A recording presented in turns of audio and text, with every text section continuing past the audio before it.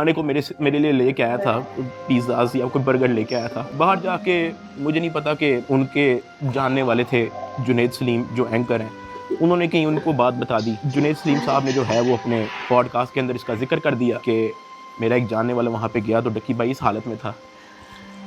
तो जुनैद सलीम साहब ने जो है वो इस चीज़ का पॉडकास्ट दे दिया। ज़ेरे हिरासत जब डक्की भाई थे तो कुछ लोग उनसे मिलने गए तो उन्होंने कहा कि आप पिज़्ज़ा खाएंगे, तो डक्की भाई जवाब में उनके पाँव पड़ गया तो उनसे मिलने आए थे और बिलक बिलक के रोने लगा और कहने लगा पिज़्ज़ा को छोड़े, उनसे कहे मुझे मारें कम। ये नहीं कहा कि मुझे ना मारें, मगर मुझे मारें कम, बहुत मार रहे हैं। सादुर रहमान उर्फ डक्की भाई पाकिस्तान के बिला मुबालगा सबसे बड़े यूट्यूबर हैं और इस बात से कतई नज़र कि वो कैसा कंटेंट बनाते हैं, क्या पेश करते हैं, क्या नहीं पेश करते। मैंने कभी उनकी कोई भी वीडियो नहीं देखी, एक आध कभी नज़र से गुजरी हो तो गुजरी हो। मुझे ऐसे कंटेंट में कभी भी कोई ज़्यादा दिलचस्पी भी नहीं रही। मगर नाज़रीन, इसके साथ साथ ये भी एक हकीकत है कि डक्की भाई की वीडियोज़ को एक दुनिया देखती है। डक्की भाई इस वक्त FIA की हिरासत में है और उन पर इल्ज़ाम है कि उन्होंने बैटिंग एप्स यानी जुए वाली एप्लीकेशंस की प्रमोशन की है। इस बुनियाद पर उन्हें गिरफ्तार किया गया। नाज़रीन, इस वक्त वो 2 रोज़ा रिमांड पर FIA की हिरासत में है, जहां मुसद्दिका इत्तलात ये हैं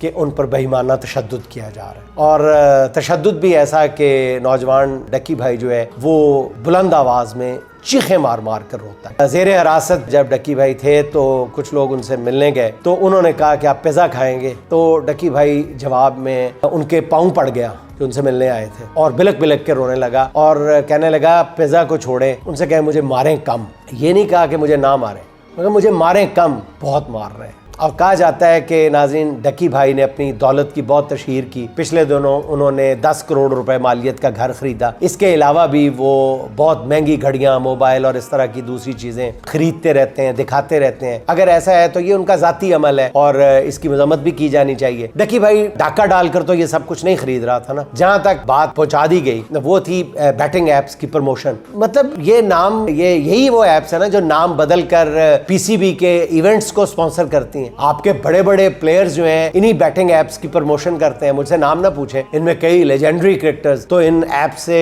महाना भारी रकमें लेते हैं। तो डक्की भाई बेचारा छोटी चीज थी, हाथ आ गया। इस बेचारे का कोई मतलब आगे पीछे नहीं है, हम्बल बैकग्राउंड है, तो हर किसी ने उसे तख्ता मश्क बना लिया। अब बैटिंग एप्स पर हाथ डालना है तो पता करें कि PSL के दौरान कौन कौन से नामी ग्रामी क्रिकेटर्स बुकियों को टिप्स देते थे। लाहौर और कराची में जुए की बड़ी बड़ी बुक्स खुलती हैं, उनके मुशावरती बोर्ड में कौन कौन से बड़े बड़े क्रिकेटर्स शामिल हैं। चंद एक के नाम मैं यहाँ लूँ तो कई लोगों के कानों से धुआं निकलने लगेगा।